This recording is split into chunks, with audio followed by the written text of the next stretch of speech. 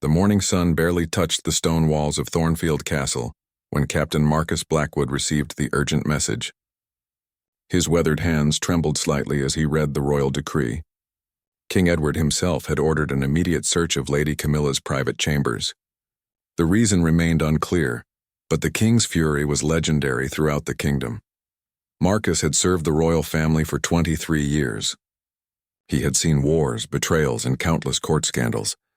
But something about this morning felt different. The castle servants whispered in dark corners, their voices hushed with fear and excitement. Lady Camilla, the king's beloved niece, had always been the golden child of the royal family. Beautiful, intelligent, and seemingly perfect in every way, she was expected to marry Prince William of neighboring Astoria next month. The captain gathered his most trusted guards. Thomas, his second-in-command, raised his eyebrows when Marcus explained their mission. "Lady Camilla's room, sir? But why would the king order such a thing?" Thomas had known the lady since she was a child, watching her grow from a mischievous girl into an elegant woman who commanded respect from everyone in court. Marcus shook his head grimly. "We follow orders, Thomas. The king believes there's something hidden in her chambers that threatens the crown itself." He paused, remembering the king's exact words. "Find the evidence of her betrayal, Captain. Find it before she destroys us all." As they marched through the castle corridors, servants pressed themselves against the walls, their eyes wide with curiosity and fear. Lady Camilla's wing of the castle had always been off-limits to most staff, a sanctuary where she conducted her charitable work and prepared for her royal duties. The irony wasn't lost on Marcus that he was about to violate that sacred space. The heavy oak doors of Lady Camilla's chambers stood before them, adorned with the royal crest and fresh morning glories that the lady loved so much. Marcus had watched her plant those flowers herself just last spring, laughing with the gardener's children as she got dirt under her perfectly manicured nails. Now he was about to destroy whatever peace she had found behind these doors. "On my signal," Marcus whispered to his men. He knew Lady Camilla was inside. Her lady-in-waiting, Eleanor, had confirmed she hadn't left her room since the previous evening. Whatever they were about to discover would change everything for the young woman who had brought so much joy to the castle with her infectious laughter and kind heart. The captain raised his fist and knocked 3 times, the sound echoing through the corridor like thunder. "Lady Camilla, by order of His Majesty King Edward, open these doors immediately." His voice carried the weight of royal authority, but inside, his heart ached for what was to come. Silence stretched between them like a taut rope. Marcus counted to 10, then 20. Still no response came from within. He could hear muffled voices through the thick wood, urgent whispers that made his stomach clench with dread. Whatever Lady Camilla was hiding, she was clearly trying to conceal it in these precious moments. "Break it down," Marcus commanded, stepping back to give his men room to work. Thomas and 2 other guards positioned themselves against the door, their shoulders ready to force entry into the private world of the king's niece. The first impact shook the entire doorframe. Dust fell from the ancient stone archway as the guards threw their combined weight against the reinforced wood. Lady Camilla had always prided herself on the security of her chambers, often joking that she needed protection from overeager suitors. Now that same security worked against her as the guards struggled to gain entry. On the third impact, the door finally gave way with a thunderous crack that seemed to shake the very foundations of the castle. Marcus stepped through the splintered doorway first, his hand instinctively moving to his sword hilt. What he saw in those first moments would haunt him for the rest of his life. The chamber was in chaos. Fine silk curtains had been hastily drawn across the windows, plunging the room into an artificial twilight. Expensive tapestries lay crumpled on the floor as if someone had been searching behind them frantically. Lady Camilla stood in the center of it all, her usually perfect golden hair disheveled, her silk nightgown wrinkled and stained with what appeared to be tears. But she wasn't alone. Behind her, partially hidden by an overturned chair, stood a figure that made Marcus's blood run cold. The man was tall and lean, with the calloused hands of someone who worked for a living rather than inherited wealth. His clothes, though hastily thrown on, were clearly those of a commoner. Most shocking of all, his dark hair was tousled in a way that suggested intimate familiarity with the lady's private chambers. "Captain Blackwood," Lady Camilla said, her voice steady despite the circumstances. She lifted her chin with the same regal bearing that had made her the pride of the royal family. "I assume my uncle sent you here for a reason?" What exactly are you looking for in my private chambers? Marcus felt the weight of 23 years of loyal service pressing down on his shoulders.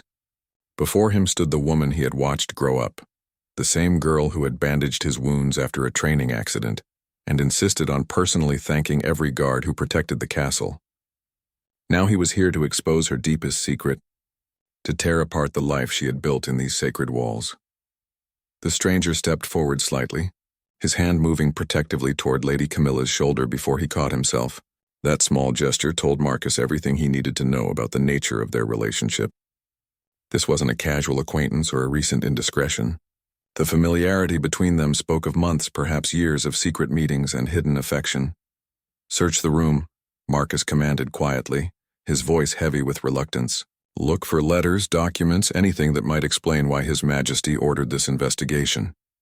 He kept his eyes on Lady Camilla's face, watching as a dozen emotions played across her features like shadows on water.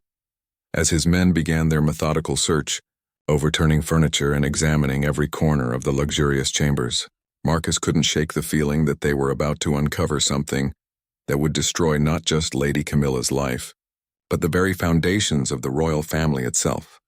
Thomas moved methodically through Lady Camilla's writing desk, his trained eyes scanning for anything unusual.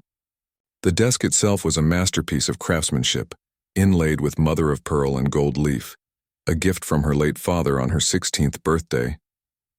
Now its beautiful surface was marred by his rough searching. Drawers pulled out and papers scattered across the polished wood. Lady Camilla watched in silence, her composure remarkable under the circumstances.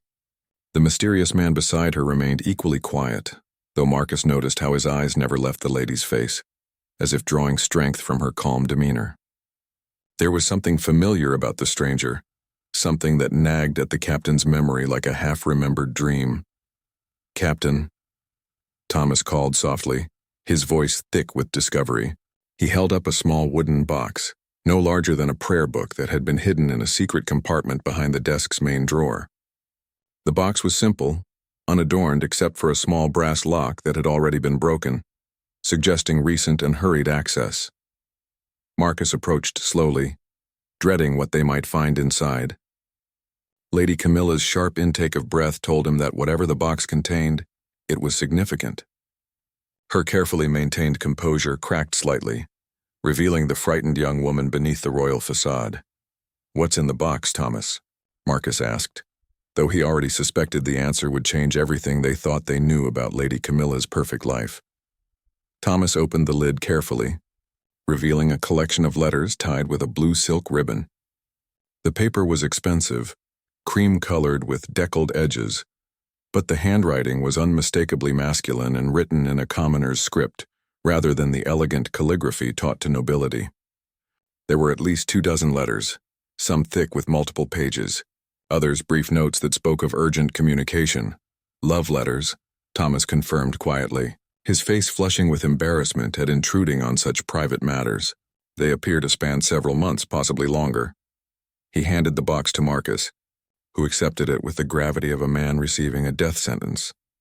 Marcus pulled out the top letter, noting how the paper was slightly worn at the edges from repeated handling. The date showed it was written just 3 weeks ago, long after Lady Camilla's engagement to Prince William had been announced to great celebration throughout both kingdoms. The letter began simply, "My dearest heart, I cannot bear another day knowing you will soon belong to another." The captain stopped reading, his face pale with the implications. This wasn't a childhood infatuation or a brief romantic folly. These letters spoke of a deep ongoing relationship that had continued even as Lady Camilla prepared for her royal marriage. The scandal would rock both kingdoms and potentially destroy the carefully negotiated peace treaty that her marriage was meant to seal. "There's more, sir," Thomas said hesitantly. He had moved to Lady Camilla's wardrobe, an enormous oak armoire that contained enough gowns to outfit a small village. Behind the hanging silk and velvet he had discovered another hiding place. This one contained a small portrait, clearly painted by a skilled artist but unsigned and unframed. The portrait showed the same mysterious man who now stood defiantly beside Lady Camilla. In the painting he wore simple but clean clothes, his dark hair neatly combed and his eyes bright with intelligence and humor. Most telling of all, he wore a small silver locket around his neck. the same locket that Marcus could now see glinting against his throat in the dim light of the chamber. Lady Camilla finally spoke, her voice carrying a strength that surprised everyone in the room. "His name is Daniel Crawford. He's the village blacksmith's son, and I love him more than life itself." The admission hung in the air like a challenge, daring anyone to condemn her for following her heart instead of her duty. Marcus felt his world shift beneath his feet. Daniel Crawford. Now he remembered where he had seen the young man before. Daniel had often come to the castle to help his father with metalwork repairs, showing unusual skill with delicate ironwork that required both strength and artistry.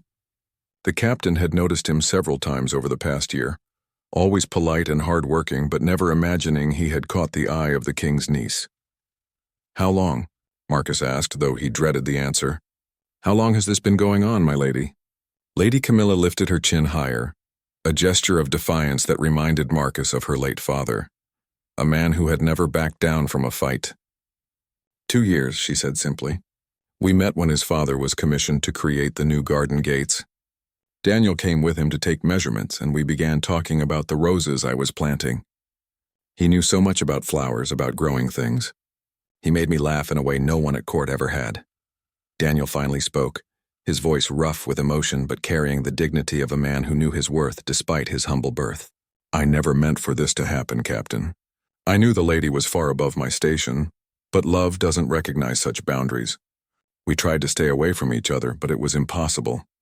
The guards continued their search, but Marcus barely noticed their activity. He was too busy trying to understand how such a massive deception had been maintained for 2 entire years under the noses of the entire royal court. Lady Camilla had duties, obligations, constant supervision from her ladies-in-waiting and tutors. How had she managed to conduct a secret romance with a blacksmith's son? "The morning rides," Marcus said suddenly, pieces of the puzzle clicking into place. "You always insisted on riding alone through the forest path. You said it helped you think, helped you prepare for your royal duties.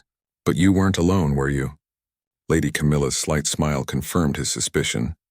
"Daniel would meet me at the old oak tree, the one struck by lightning last spring. We would talk for hours about everything and nothing. He taught me about the lives of common people, about real struggles and simple joys. I taught him about books and music and all the useless accomplishments expected of a royal lady." Thomas pulled out another bundle of items from behind a loose stone in the fireplace. These weren't letters but small gifts. A roughly carved wooden bird, a pressed flower, a simple iron ring that had been polished to shine like silver. Each item spoke of a courtship conducted in secret, of 2 young people finding ways to express their love despite the impossible barriers between them. "There's something else," Thomas said reluctantly. He held up a marriage contract, written in Daniel's careful script and signed by both lovers. It wasn't a legal document, having no royal seal or official witness, but it represented a promise that both young people clearly took seriously. "They've performed their own ceremony, sir. In the eyes of God, if not the law, they consider themselves married." Marcus closed his eyes, feeling the weight of 23 years of service crushing down on him. He had sworn an oath to protect the royal family, but from what? From enemies, certainly. But what about protecting them from themselves? Lady Camilla had just admitted to a secret marriage that would not only destroy her own future but potentially cause a war between 2 kingdoms. The morning light streaming through them. Windows seemed to mock the gravity of their discovery. Outside, the castle went about its daily business, servants preparing for another day in the life of the royal family. None of them knew that in this one room, the careful foundations of political alliance and royal duty were crumbling like ancient mortar. Lady Camilla moved closer to Daniel, no longer caring about maintaining appearances. "Whatever happens now," she said quietly, "I want you to know that these 2 years have been the happiest of my life. I regret nothing except that we couldn't find a way to be together openly." Daniel took her hand without hesitation, his calloused fingers intertwining with her soft ones in a gesture that spoke of countless secret moments. "Nor do I regret a single moment, my love. If this is the end of our time together, at least we've had something real in a world full of pretense." The great hall of Thornfield Castle had witnessed many dramatic moments throughout its 500-year history, but few could match the tension that filled the air as Captain Marcus Blackwood approached the throne. King Edward sat rigid in his ornate chair, his face a mask of barely controlled rage that made even his most trusted advisors stepped back into the shadows. Marcus carried the evidence in a simple leather satchel, each item feeling heavier than armor as he walked across the polished marble floor. Behind him, Lady Camilla and Daniel were escorted by 4 guards, their hands bound with silk rope as a small concession to the lady's royal blood. The irony wasn't lost on anyone present that the same silk had probably been used to tie her secret love letters together. "Speak," the king commanded, his voice echoing off the stone walls like thunder. At 53, King Edward remained an imposing figure, tall and broad-shouldered with steel-gray hair and eyes that could freeze a man's soul. He had ruled for 28 years through war and peace, always putting the kingdom's needs above personal desires. Now his own family had betrayed everything he stood for. Marcus opened the satchel with trembling hands. "Your Majesty, we found extensive correspondence between Lady Camilla and this man, Daniel Crawford, spanning approximately 2 years. The letters indicate a romantic relationship that continued even after the lady's engagement to Prince William was announced." He pulled out the bundle of letters, their blue ribbon looking innocent despite the chaos they represented. The king's jaw tightened as he examined several of the letters, his face growing darker with each line he read. The court remained absolutely silent, even the usual whispers and rustling of silk gowns ceasing as everyone strained to hear what would happen next. Lady Camilla stood straight despite her bonds, her chin raised in the same defiant gesture that had characterized her family for generations. 2 years, King Edward said slowly, his voice deadly quiet. "For 2 years you have made a mockery of your royal blood, your duty to this kingdom, and the alliance that will secure peace for thousands of our people." He rose from his throne, his full height making him tower over everyone in the hall. "Do you understand what you have done, niece?" Lady Camilla met his gaze without flinching, though Marcus could see her hands trembling slightly. "I understand that I have chosen love over duty, Uncle. I understand that you see this as a betrayal, but I cannot regret finding happiness in a world where women like me are treated as chess pieces to be moved for political advantage." The king's face flushed red at her words. Several courtiers gasped at the lady's boldness in speaking so directly to the monarch. Even Marcus, who had known her since childhood, was shocked by her courage in the face of royal fury. This was not the compliant young woman who had always smiled and nodded at court functions. "Happiness?" the king roared, his control finally breaking. "You speak of happiness while you destroy the future of 2 kingdoms? Prince William has already sailed from Astoria with his wedding party. The treaty has been signed, the dowry paid, the celebrations planned. Your selfishness threatens to undo years of careful diplomacy." Daniel stepped forward despite his bonds, his fear evident but his voice steady. "Your Majesty, if I may speak." He paused as every eye in the hall turned to him, a blacksmith's son daring to address the king directly. "I never intended for this to happen. I know my place in the world, but love doesn't follow the rules of rank and title. If you must punish someone, punish me alone." Lady Camilla acted only from the kindness of her heart. The king's attention fixed on Daniel like a predator sizing up prey. "Kindness?" he said with bitter laughter. "Is that what you call seducing a royal lady? Did you think your pretty words and common touch would be enough to steal a princess from her destiny? Or perhaps you saw an opportunity to elevate yourself far above your station?" Daniel's face reddened at the accusation, but he maintained his dignity. "I never asked for anything from Lady Camilla except her company. I have my own trade, my own small cottage, my own honest way of making a living. I never sought to gain wealth or position through our relationship. I love her for who she is, not what she represents." "Love," the king spat, making the word sound like a curse. "You know nothing of love, boy. Love is sacrifice.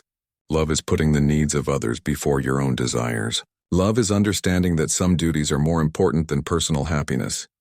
He turned back to Lady Camilla, his eyes burning with disappointment. "I loved your father like a brother. When he died, I promised to care for you as my own daughter. I gave you every privilege, every opportunity to become a woman worthy of your royal blood. This is how you repay that love?" Lady Camilla's composure finally cracked, tears streaming down her face as the full weight of her uncle's pain became clear. "Uncle, I never meant to hurt you or dishonor father's memory. But I cannot marry Prince William knowing that my heart belongs to another. It wouldn't be fair to him, to you, or to the alliance you've worked so hard to create." "Fair?" The king laughed bitterly. "Since when has fairness had anything to do with royal duty? Do you think I married your aunt because I loved her?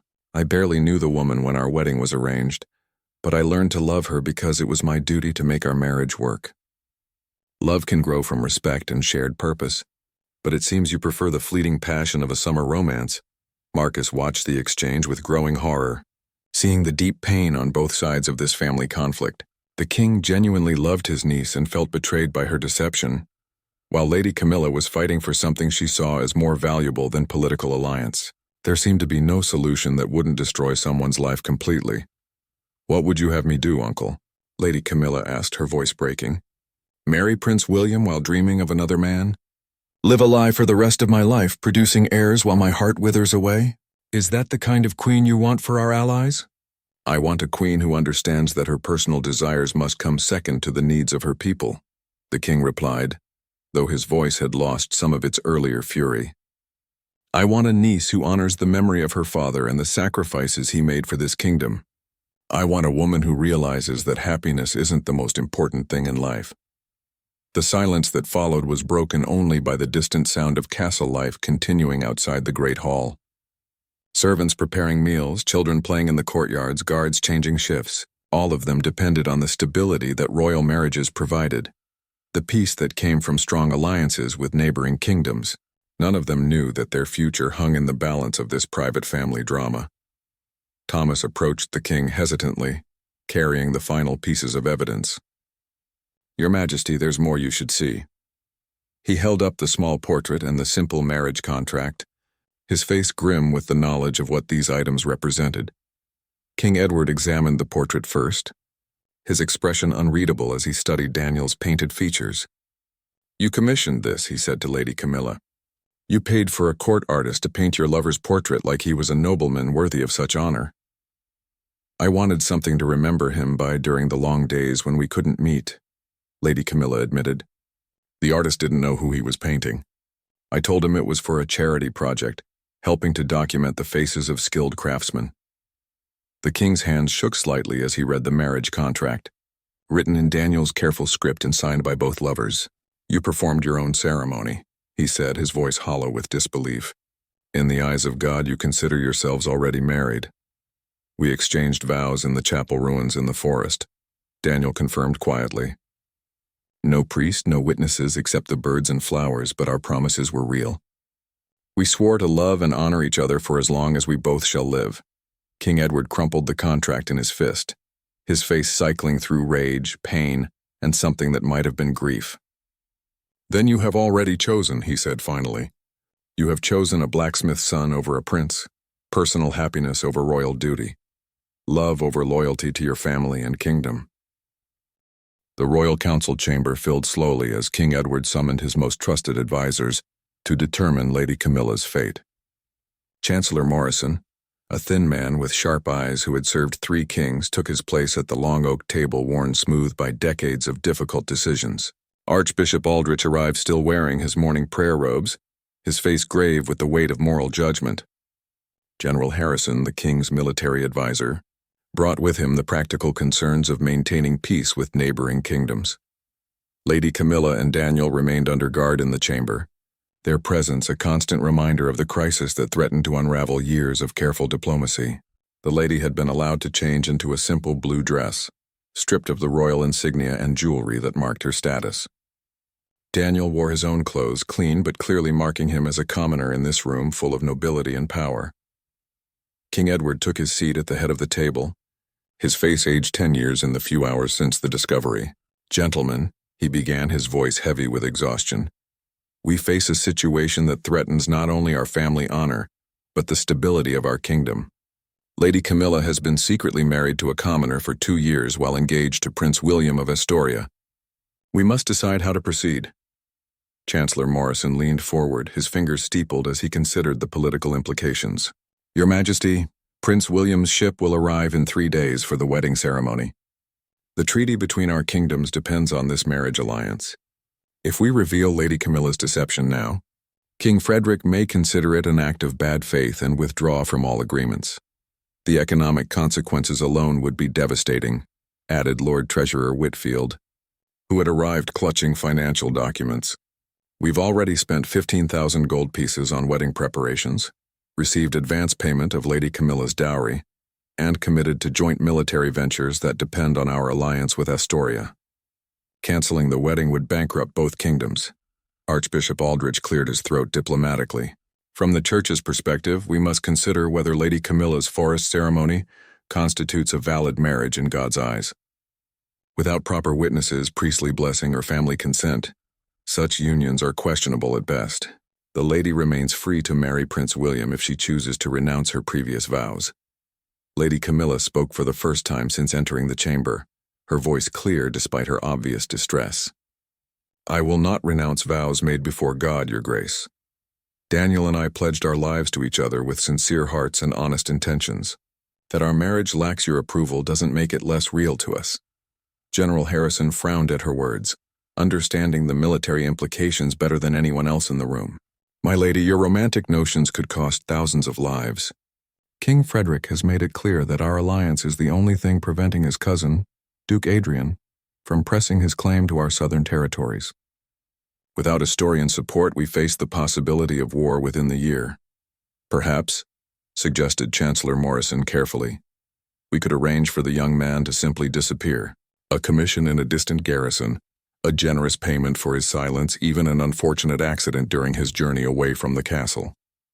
Lady Camilla could then proceed with her royal marriage, and no one need know about this unfortunate episode. Daniel stepped forward despite his bonds, his eyes blazing with anger. "I won't be bought, threatened, or murdered for loving an honorable woman. If Lady Camilla chooses to marry Prince William, I'll accept her decision and leave peacefully. But I won't pretend our love never existed, or that our vows meant nothing." King Edward studied the young blacksmith with grudging respect. Despite his humble birth, Daniel showed more courage than many nobles the king had known. "And if I simply had you executed for seducing a royal lady? What would prevent me from solving this problem permanently?" "Nothing except your own honor, Your Majesty," Daniel replied quietly. "But killing me won't change Lady Camilla's heart. It will only add murder to the list of injustices committed in the name of political convenience."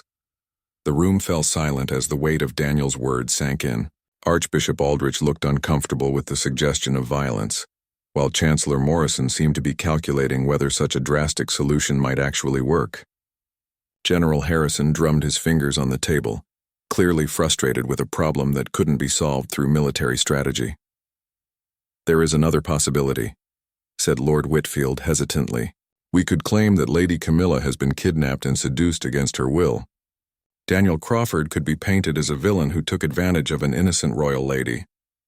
Prince William might accept a bride who was more victim than willing participant in this scandal." Lady Camilla's face flushed with indignation.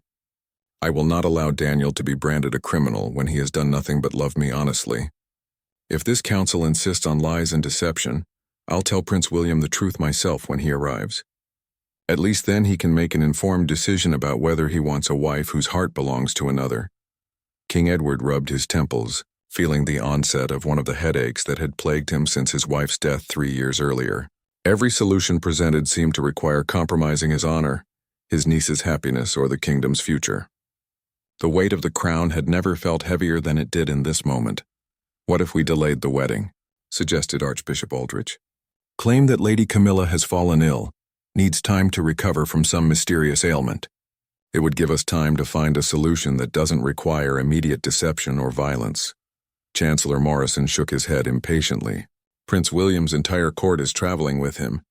The marriage ceremony is scheduled to take place in Astoria's royal cathedral with both kingdoms' nobility in attendance.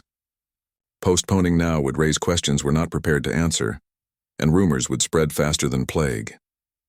General Harrison leaned back in his chair, his military mind working through various scenarios. "Perhaps we're approaching this from the wrong angle. What if we presented King Frederick with an alternative bride? Lady Margaret, the king's cousin, is of suitable age and bloodline. The alliance could still be secured through her marriage to Prince William.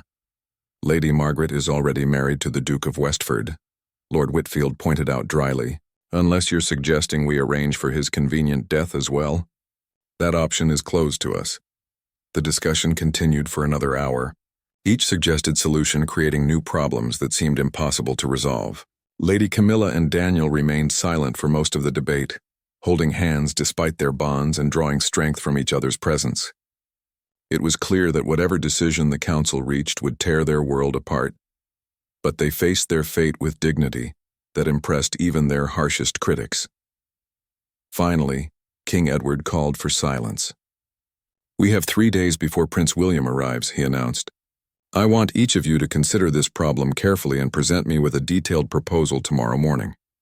Consider every option, no matter how unpleasant or unconventional. The future of our kingdom hangs in the balance."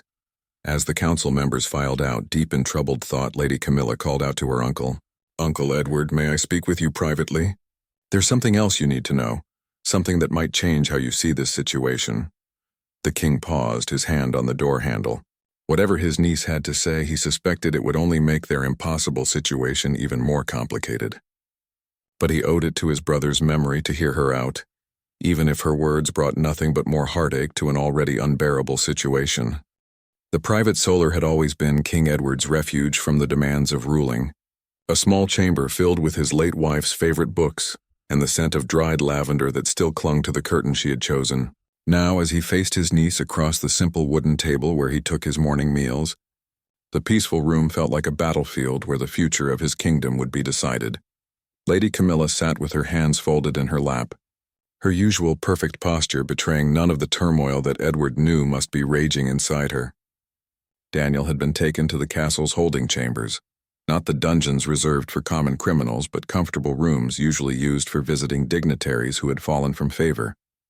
It was a small mercy, but one that reflected Edward's conflicted feelings about the young man who had stolen his niece's heart. "Speak," Edward said simply, pouring himself wine from a silver pitcher that had been a wedding gift from Lady Camilla's parents. The irony of using it now, while discussing the destruction of another marriage alliance, wasn't lost on him. "What else could you possibly have to tell me that would make this situation worse than it already is?"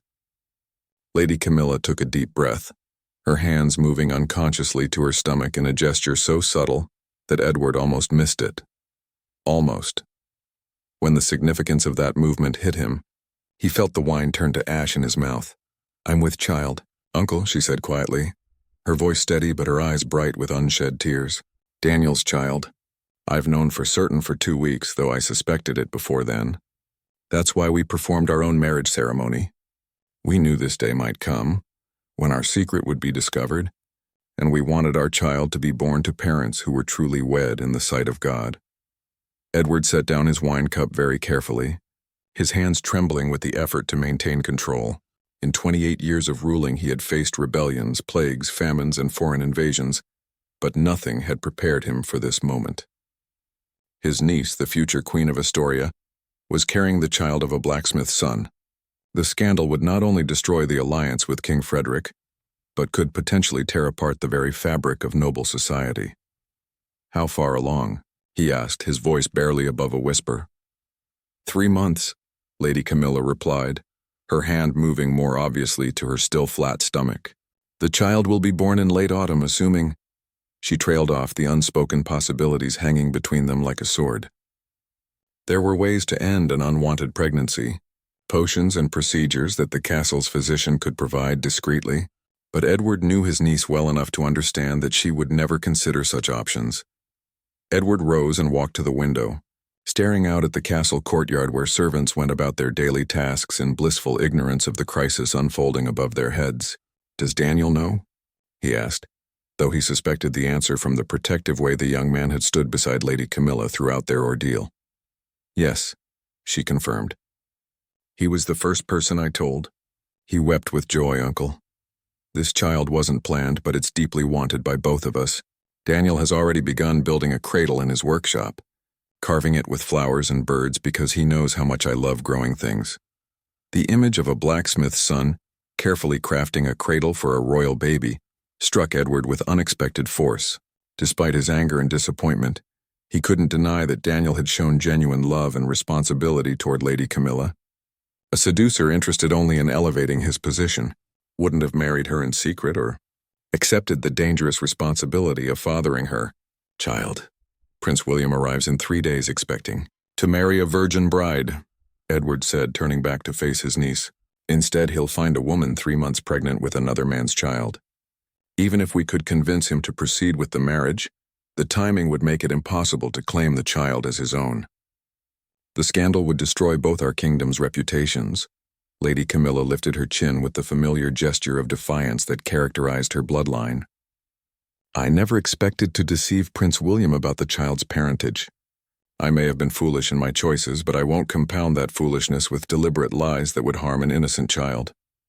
Edward felt a surge of pride mixed with his frustration. Even in the face of complete ruin, his niece maintained her honor and integrity. It was exactly what her father would have done, choosing difficult truth over convenient deception. The trait that made her a worthy member of the royal family was the same one that now threatened to destroy everything they had worked to build. There's something else, Lady Camilla continued, her voice growing stronger with each revelation. Something I discovered about Daniel that you should know before you decide his fate. He's not just a blacksmith's son, Uncle. His grandmother was Lady Eleanor Ashford, your father's cousin who was stripped of her title for marrying beneath her station 50 years ago. Edward's world tilted on its axis. Lady Eleanor Ashford had been a beautiful, headstrong young woman who had scandalously eloped with a soldier rather than accept the marriage her family had arranged. Edward's grandfather had disowned her completely, forbidding anyone from mentioning her name in court and striking her from the family records. She had died in poverty, or so everyone believed, her noble bloodline apparently ending with her disgrace. How do you know this? Edward demanded, his mind racing through the implications of Daniel's hidden heritage. Daniel's grandmother kept letters, documents proving her identity and her family connections. She passed them down to her son, Daniel's father, along with a locket bearing the Ashford family crest. Daniel showed them to me months ago when I questioned him about his family history. He never intended to use his noble blood to advance himself, but he wanted me to know that he wasn't entirely unworthy of my affection. Edward sank back into his chair, overwhelmed by this latest revelation. If Daniel was indeed Lady Eleanor's grandson, he carried noble blood, albeit from a disgraced line. It didn't make him suitable for a royal marriage, but it certainly complicated the narrative of a common seducer taking advantage of an innocent princess. The letters, Edward said slowly. Do you have them? Can his heritage be verified? They're hidden in Daniel's cottage, along with the locket and a miniature portrait of Lady Eleanor that bears a striking resemblance to Daniel. His grandmother taught him to read and write, which is why his letters to me are so well composed despite his humble upbringing. She filled his head with stories of court life and noble honor, never knowing that her grandson would fall in love with the granddaughter of the man who disowned her. The irony was almost too much to bear. Edward's own grandfather's harsh judgment had created the very situation that now threatened the kingdom's future. If Lady Eleanor had been forgiven, if her children had been acknowledged and properly educated, Daniel might have been raised as a minor nobleman suitable for a marriage alliance. If not with a royal princess, then at least with a lady of appropriate rank. Why didn't Daniel tell me this himself? Edward asked, though he suspected he already knew the answer. Because he knew you would think he was trying to manipulate the situation, using his hidden heritage to escape punishment or gain advantage. Daniel has too much pride to beg for mercy based on bloodline he's never been allowed to claim. He'd rather face punishment as an honest blacksmith than seek forgiveness as a disgraced nobleman's descendant. Edward stood again, pacing the small room as he tried to process everything he had learned. His niece was pregnant with the child of a man who carried noble blood, but had been raised as a commoner. The child would be his great-nephew or great-niece, carrying both royal and noble heritage, despite the irregular circumstances of its conception. The scandal was still enormous, but the presence of noble blood in Daniel's veins changed the nature of the crisis significantly. Even if Daniel's heritage can be proven, Edward said carefully, it doesn't solve our immediate problem. Prince William still expects to marry you in 3 days. The alliance with Astoria still depends on that marriage. Your pregnancy still makes it impossible to proceed with the original plan. Lady Camilla rose and moved to stand beside her uncle at the window, her gaze following his to the peaceful courtyard below. I know, she said softly. I've spent sleepless nights trying to find a solution that would honor my duty to the kingdom while protecting my child and the man I love. But perhaps there's a way to save the alliance while acknowledging the truth of my situation. Edward looked at his niece sharply, seeing something in her expression that reminded him powerfully of her father's strategic mind. "What are you thinking? Prince William is an honorable man by all accounts. What if we told him the truth, all of it? My love for Daniel, the secret marriage, the pregnancy, even Daniel's noble heritage. Let Prince William decide whether he's willing to marry a woman whose heart belongs to another, and raise a child that isn't his own. If he refuses, at least we'll have acted with honor. If he accepts, well, stranger arrangements have been made for political alliances." The suggestion was so audacious that Edward had to sit down again. Voluntarily revealing the scandal to Prince William went against every instinct of diplomatic self-preservation, but it had the virtue of honesty. If the prince was truly as honorable as his reputation suggested, he might respect their candor, even if he couldn't accept their proposal. But harbor bells of Thornfield rang out across the morning mist as Prince William's royal ship emerged from the fog like a majestic white swan. The vessel flew the blue and gold banners of Astoria, its sails full with the favorable winds that had brought the prince and his wedding party 3 days ahead of schedule. On the castle ramparts, King Edward watched the approaching ship with a mixture of dread and desperate hope, knowing that the next few hours would determine the fate of 2 kingdoms. Prince William stood at the ship's prow, his tall figure cutting an impressive silhouette against the morning sky. Even from a distance, Edward could see why so many considered the young prince an ideal match for Lady Camilla. At 26, William had proven himself in both war and diplomacy, earning respect throughout the known world for his fair dealing and honorable conduct. His marriage to Lady Camilla was meant to unite not just 2 kingdoms but 2 people who seemed perfectly matched in rank, education, and temperament. If only William knew what awaited him on dry land. Captain Blackwood approached the king with obvious reluctance, his weathered face grave with the burden of the message he carried. "Your Majesty, the prince's ship will dock within the hour. The harbormaster reports that Prince William specifically requested to meet with you privately before the formal reception this evening. He wishes to discuss final arrangements for tomorrow's ceremony." Edward nodded grimly, his decision made after 3 sleepless nights of wrestling with his conscience. "Send word to the prince that I'll meet with him in my private study as soon as he's ready. Also have Lady Camilla and Daniel Crawford prepared to join us. If we're going to tell Prince William the truth, he deserves to hear it from everyone involved." The captain's eyes widened with surprise. "Your Majesty, surely you don't intend to reveal everything at once? Perhaps it would be better to approach the matter gradually.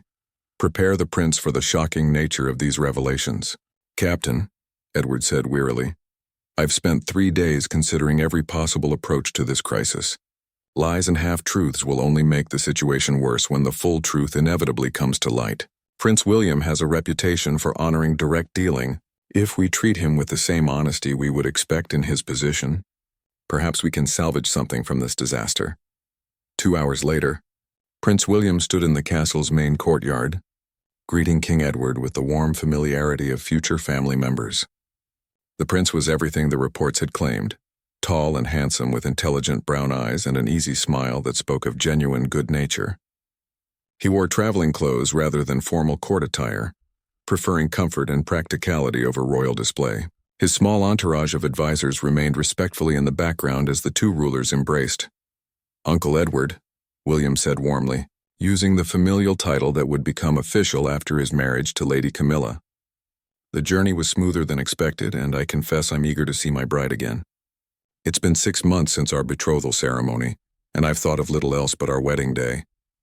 Edward's heart clenched at the young man's obvious enthusiasm and affection.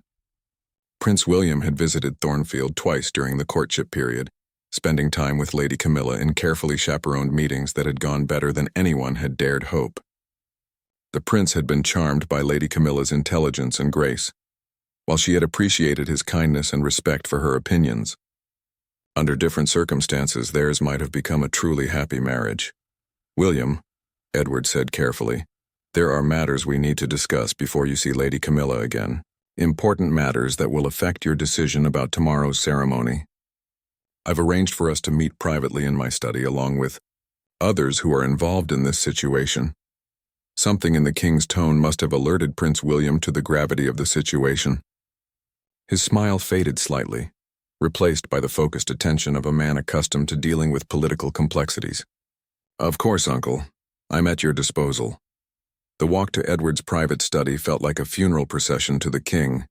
Each step brought them closer to a conversation that would either destroy years of careful diplomacy or, through some miracle, create a new foundation for alliance based on truth rather than convenient fiction.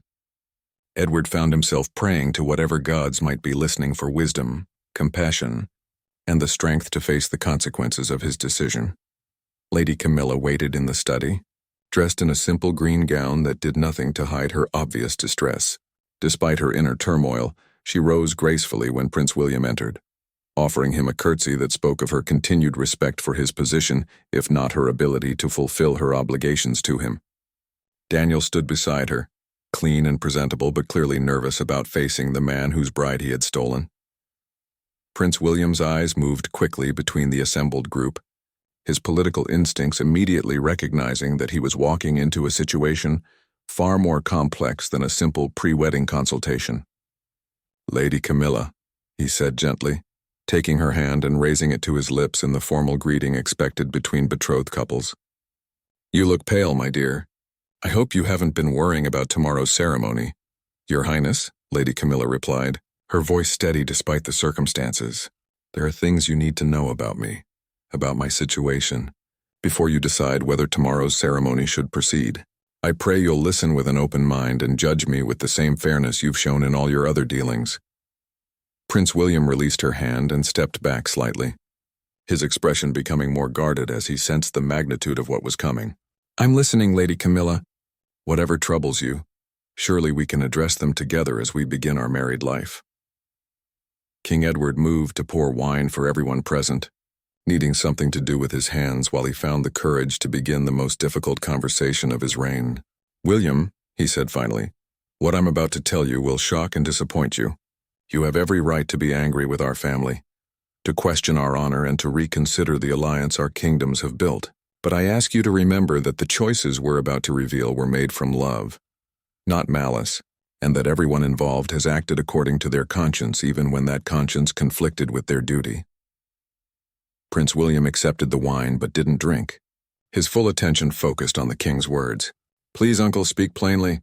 Whatever the situation, uncertainty is harder to bear than unwelcome truth." Edward took a deep breath and began the story that would change everything. He spoke of Lady Camilla's secret romance with Daniel, their 2-year relationship conducted in hidden meetings and expressed through stolen letters. He explained Daniel's noble heritage, the ironic connection to the royal family through his disgraced grandmother, and the young couple's secret marriage ceremony in the forest ruins. Throughout the recitation, Prince William remained absolutely still, his face a mask of controlled composure that revealed nothing of his inner thoughts. Lady Camilla watched him anxiously, searching for any sign of understanding or forgiveness in his expression. Daniel kept his eyes fixed on the floor, clearly struggling with shame at the pain his love had caused an innocent man. When Edward finished speaking, silence filled the study like a physical presence. Prince William set down his untouched wine and walked to the window, staring out at the harbor where his ship waited to take him, either to his wedding or back to Astoria in disgrace. The quiet stretched until Lady Camilla couldn't bear it any longer. "Your Highness," she said softly, "I know I have no right to ask anything of you after deceiving you so completely. But I want you to understand that my feelings for Daniel don't diminish my respect for you or my recognition of your many fine qualities. In another life, under different circumstances, I believe I could have learned to love you as you deserve to be loved." Prince William turned from the window, his brown eyes sad, but not angry. When he finally spoke, his voice carried the weight of genuine regret. "Lady Camilla, I appreciate your honesty, though I confess it comes later than I would have preferred. The question now is not whether you could have learned to love me, but whether there's any path forward that honors both our consciences and our duties to our respective kingdoms." Prince William spent the night walking the castle ramparts, his mind wrestling with the impossible choice that lay before him. The morning sun found him still there, watching the harbor where his ship waited like a symbol of the crossroads facing 2 kingdoms. Captain Blackwood approached cautiously, bearing a breakfast tray that the prince barely acknowledged. "Your Highness," the captain said gently, "King Edward requests your presence in the Great Hall at your convenience. The entire court awaits your decision about today's ceremony." William nodded slowly, his decision crystallizing as he watched the sun climb higher over the peaceful kingdom that had welcomed him so warmly just yesterday. "Tell King Edward I'll join him shortly. And Captain, ask him to gather not just the court but representatives from the village as well. Whatever happens today will affect more than just the nobility." An hour later, the great hall buzzed with nervous energy as nobles, servants, and common folk filled every available space. Word had spread through the castle and surrounding village that something momentous was about to happen, though few understood the true nature of the crisis. Lady Camilla sat in a place of honor beside King Edward's throne, her face pale but composed. Daniel stood with a small group of village craftsmen, his presence there still unexplained to most observers. Prince William entered the hall wearing his finest court attire, the blue and gold of Astoria complemented by the ceremonial sword that marked his royal status. He walked with the confidence of a man who had made peace with his decision, whatever it might be. The hall fell silent as he approached the throne, every person present understanding that they were witnessing a moment that would be remembered for generations. "Your Majesty," Prince William said, his voice carrying clearly through the vast space, "I've given careful consideration to the matters we discussed yesterday. I've prayed for wisdom, consulted my conscience, and thought deeply about my duties to my kingdom, my family, and my own honor." King Edward leaned forward slightly, his knuckles white where they gripped the arms of his throne. "And what decision have you reached, Prince William?" "I cannot marry Lady Camilla," William announced, his words causing a ripple of shocked whispers throughout the hall. "Not because I question her worth or her character, but because I believe marriage should be built on mutual affection and shared purpose. Lady Camilla's heart belongs to another, and I respect her too much to ask her to live a lie for the sake of political convenience." Lady Camilla closed her eyes briefly. Whether in relief or sorrow was impossible to tell. Daniel's face showed a mixture of gratitude and guilt, understanding that his happiness had come at the cost of diplomatic crisis. King Edward remained outwardly calm, though everyone could see the tension in his bearing. Prince William continued, his voice growing stronger as he outlined his reasoning. "However, I do not wish the failure of this marriage to destroy the friendship between our kingdoms. Astoria and Thornfield share too much history and too many common interests to let personal matters override political wisdom." He turned to address the entire assembly, his words carrying the authority of his royal position. "I propose an alternative alliance, one that might serve both kingdoms even better than the original plan." Lady Camilla's situation has revealed the presence of Daniel Crawford, whose noble heritage through Lady Eleanor Ashford makes him a legitimate, if unofficial, member of your royal family. The hall erupted in surprised murmurs as Daniel's ancestry was revealed publicly for the first time.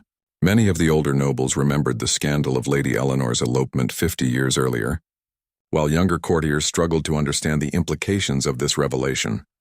"I propose," Prince William said, raising his hand for silence, "that King Edward formally recognize Daniel Crawford's noble status and grant him a title appropriate to his heritage.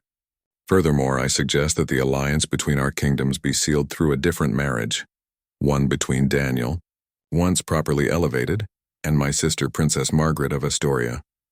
The suggestion was so unexpected that even King Edward looked stunned. Princess Margaret was 22, intelligent and known throughout the region for her independent spirit and charitable works. She had refused several marriage proposals, claiming she would only marry for love or compelling political advantage. Daniel stepped forward, his face flushed with the enormity of what was being proposed. "Your Highness, I'm deeply honored by your suggestion, but I'm already married to Lady Camilla. I won't abandon her or our child for any political arrangement, no matter how advantageous." "Nor would I ask you to," Prince William replied with a slight smile. "I'm not suggesting you leave Lady Camilla. I'm proposing something more complex, a recognition that true love shouldn't be sacrificed for political necessity, but neither should political necessity be ignored for the sake of romance." He walked closer to Daniel, his expression serious but not unkind. "You and Lady Camilla are married in your hearts and before God. Nothing can change that, nor should it. But your union, while emotionally valid, creates political complications that affect thousands of people who depend on stable alliances for their safety and prosperity." King Edward finally found his voice. "What exactly are you proposing, Prince William? How can Daniel be married to both my niece and your sister?" "I propose a unique arrangement," William explained. his diplomatic training evident in how carefully he structured his words. Let Daniel be formally recognized as Lord Daniel Ashford, heir to his grandmother's title and estates. Let him marry Lady Camilla in a public ceremony that legitimizes their union and their child. But let him also enter into a political marriage with Princess Margaret. Not a romantic union, but a formal alliance that secures the treaty between our kingdoms. The hall fell absolutely silent as people tried to understand the implications of such an arrangement. Polygamy was not unknown among nobility, though it was rare and usually arranged for inheritance purposes rather than diplomatic ones. The idea of one man serving as both romantic husband to one woman and political husband to another was unusual, but not impossible under royal law. Lady Camilla spoke for the first time since Prince William's announcement. Would Princess Margaret accept such an arrangement? It seems unfair to ask her to marry a man whose heart belongs to another woman. Prince William's smile became more genuine. Margaret and I have exchanged letters regularly over the past year as our kingdoms negotiated this alliance. She's expressed concern about the pressure on young women to marry for duty rather than affection. I believe she might welcome an arrangement that secures the political benefits of marriage while allowing her to pursue her own interests and friendships. He paused, looking around the hall at faces ranging from shocked to intrigued to skeptical. Moreover, Margaret has always been fascinated by stories of true love triumphing over adversity. The romance between Lady Camilla and Daniel has captured imaginations throughout both kingdoms. Margaret might see this arrangement as a way to protect that love story while serving her own political duties. Daniel looked to Lady Camilla, seeking her thoughts on this unexpected proposal. She met his gaze with the steady strength that had sustained them through 2 years of secrecy and crisis. If Princess Margaret is willing, she said slowly, and if such an arrangement would truly secure peace between our kingdoms, then perhaps we should consider it. Our child deserves to grow up in a world where love is honored alongside duty. King Edward stood from his throne, his mind already working through the legal and political implications of Prince William's proposal. This arrangement would require careful negotiation and detailed agreements about inheritance, succession, and the division of Daniel's time and loyalties. But it has the virtue of honoring everyone's essential needs: your love, Camilla, the alliance between our kingdoms, and Princess Margaret's right to a marriage that doesn't demand false affection. Prince William nodded agreement. I suggest we send an immediate message to my father and sister, explaining the situation and proposing this alternative. If Princess Margaret agrees, we could arrange for her to visit Thornfield within the month to meet Daniel and discuss the terms of their potential union. As the implications of this solution sank in, the hall began to buzz with excited conversation. The story of Lady Camilla and Daniel's secret love had already become the stuff of legend among the castle staff and village people. Now it seemed that true love might triumph without destroying the political stability that protected their daily lives. Daniel took Lady Camilla's hand openly for the first time in the presence of the entire court. Whatever happens, he said quietly, we'll face it together. Our love has survived secrecy and scandal. Perhaps it can survive the complications of royal duty as well. Lady Camilla smiled, her hand moving unconsciously to her stomach where their child grew. Perhaps, she agreed. This is how love stories are supposed to end, not with perfect happiness, but with the courage to find new ways to honor both the heart and the world around us. Prince William raised his wine cup in a toast. To love, duty, and the wisdom to know that sometimes the most unconventional solutions are the most honorable ones. The great hall erupted in cheers as nobles and commoners alike drank to a future none of them could have imagined just days before. 6 months later, Lady Camilla gave birth to a healthy daughter who would grow up knowing she was born from true love and protected by the wisdom of those who chose honor over convention. Daniel split his time between his workshop, his duties as Lord Ashford, and his diplomatic marriage to Princess Margaret, who had indeed welcomed the arrangement as a way to serve her kingdom, while pursuing her passion for scholarship and charitable works. The alliance between Astoria and Thornfield grew stronger than anyone had dared hope. Built, not on the shifting foundations of political convenience, but on the solid ground of mutual respect and creative problem-solving. And in the castle gardens, where Lady Camilla continued to plant flowers with her husband and daughter, the roses bloomed more beautifully than ever before, as if love itself had blessed the soil where it was finally allowed to grow in the open sunlight.